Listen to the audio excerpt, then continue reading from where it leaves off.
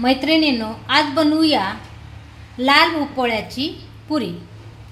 याला कोणी लाल भोपळा म्हणतं, कोणी देवडांगर म्हणतं।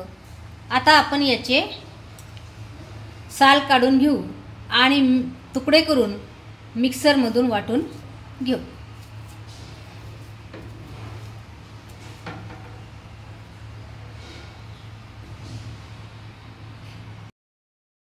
त्या लाल भोपळ्याची मागची जी साल आहे ती आपण काढून घेतली आणि आता तुकडे करून मिक्सरमधून वाटून घेऊया।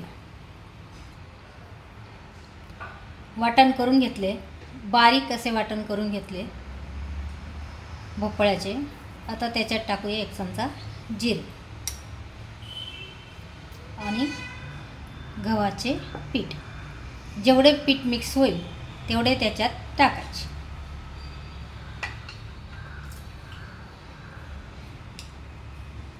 थोडे तेल आणि आपण आता हे पुरीसाठी घट्ट असं मळून घेऊ।